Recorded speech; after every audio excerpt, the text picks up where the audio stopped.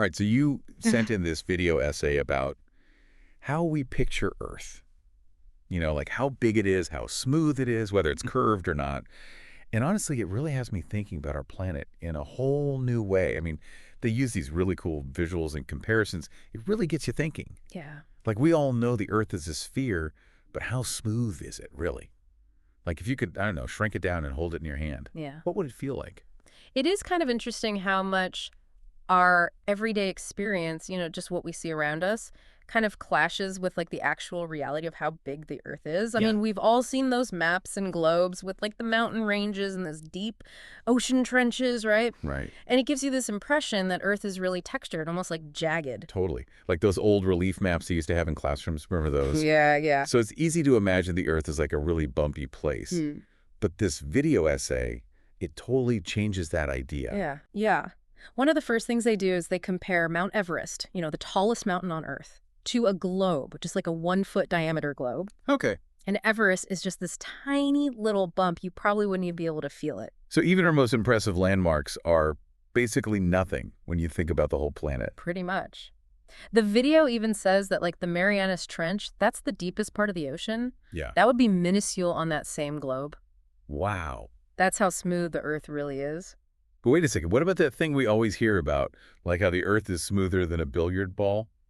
This video, they seem to disagree. Oh yeah, the billiard ball comparison, that's a classic. Yeah. Well, it turns out that it's not totally accurate. Really? Yeah. The video explains that billiard balls, they actually have really strict rules about how smooth they have to be. Okay. And if you took the Earth and shrunk it down to the size of a billiard ball, those deep ocean trenches would still show up as like tiny imperfections. So Earth is smooth, but not perfectly smooth. Exactly. I'm curious, though, what other, like, unexpected comparisons did they use in the video, to kind of help us understand just how smooth the Earth is? Well, get ready for this one. Okay. They compare the Earth's smoothness to a pancake. Wait, a pancake? I got to admit, I was not expecting that. All right.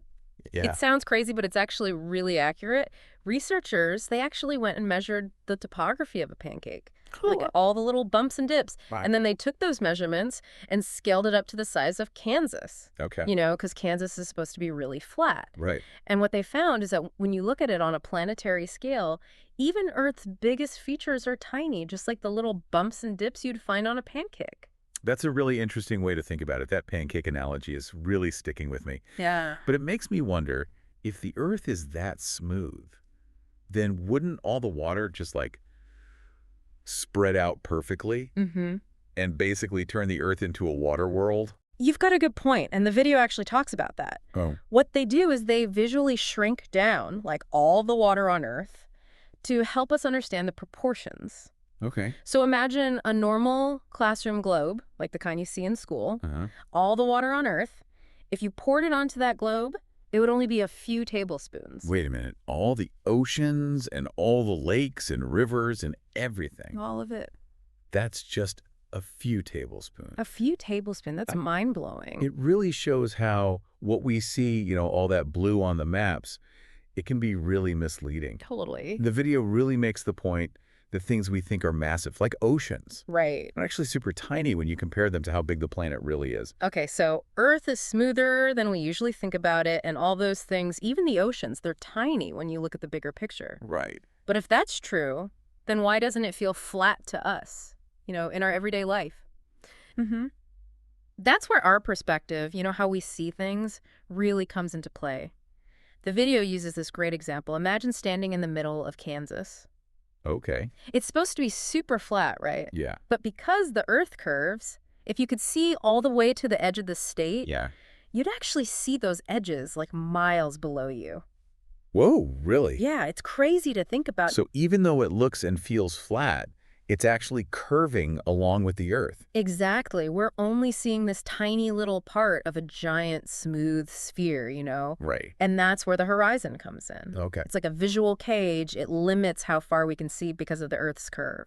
So the horizon is basically the point where the Earth curves away from our eyes. Yep, that's it. And the video even talks about how our height affects it, too. Oh, really? Yeah, like taller people can actually see a little further than shorter people because they're higher up. That makes sense when you think about it. Yeah. But here's something I've always wondered about. How come we can see things that are like technically past the horizon. Hmm. I remember learning that you can only see about 3 miles to the horizon, on average. Right, and just using basic geometry, you'd think anything beyond that would be hidden, right? Yeah. But the video talks about this cool exception. Okay. They use this example of Ben Nevis. It's the tallest mountain in the British Isles. Okay. And from the top, you can actually see parts of Ireland, Huh. even though those parts are technically beyond the horizon. Wait, how is that possible? Well, it's because the mountains in Ireland, they're tall enough that they actually peak over the curve of the Earth. Oh, I So see. you can see them from that high up. So it's like two really tall things kind of seeing each other over the curve. Exactly. That's really cool. Okay, so the way we see the Earth's shape, it's like always changing depending on where we are and what's around us. Mm-hmm. But what about when we go really far away from Earth? Like way far. Does that change how we see its size and how curved it is? Absolutely.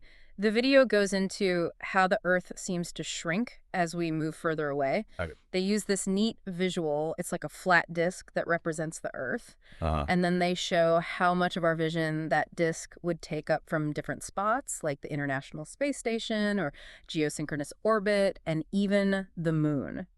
So the further we go, the smaller Earth looks. Yeah, even though it's still the same size, Yeah. it's just our perspective that changes. Yeah. From the space station, it would still look pretty big, but from the moon, it's just a couple of degrees across, like you could cover it with your thumb. Wow, the whole planet in your hand. That's amazing. It really puts things into perspective, doesn't it? It does. It's like the Earth is shrinking as you go further away. And the video makes another cool point. Even from the moon, you can only see half of the Earth at any one time. Right. And that leads into this really interesting idea about our cosmic insignificance. Cosmic insignificance. What's that?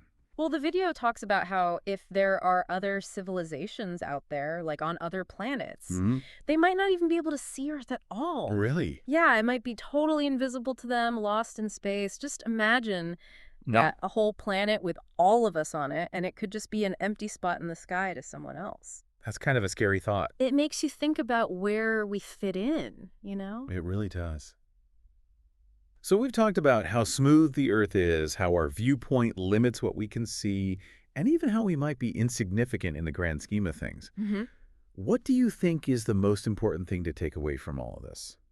Well, I think the biggest thing is that how we understand the Earth, it's shaped by what we can see, We're so used to seeing it on maps and globes, even pictures from space. Right. And all of those, they exaggerate how bumpy it is. Yeah. It's easy to forget just how smooth and how huge it really is. And that's what I really liked about this video. Yeah. It doesn't just tell you the facts. It actually helps you experience them. You know what I mean? Yeah, totally. Like those comparisons they use, the pancake analogy, and the Earth shrinking as you get further away, and those few tablespoons of water. Yeah. Those images, they really stick with you, and they change how you see the planet. For sure. I totally agree. It's one thing to know that the Earth is a sphere, Yeah. but this deep dive, it made me actually feel it. Yeah. Like the scale of it, how smooth it is, and how the horizon blocks our view.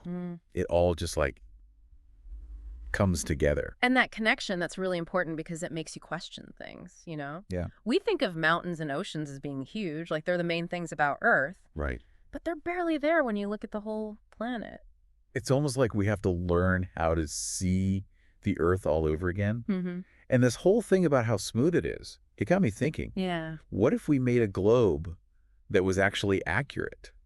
Like how smooth would it have to be? That's a great question. Yeah, imagine running your hand over a globe that was totally to scale. Yeah. Would you even be able to feel Mount Everest or the Marianas Trench? It would be amazing to feel that, Yeah. touch the real Earth. Definitely something I'm going to be thinking about. Yeah. Well, thanks for joining me on this deep dive. It's been really eye-opening. It's been fun. I always love talking about these big ideas and, making us think differently about the world. Yeah, absolutely. And to everyone listening, thanks for coming along on this journey with us. We hope you learned something new, and maybe you even see our amazing planet a little differently now. Yeah. Until next time, keep exploring.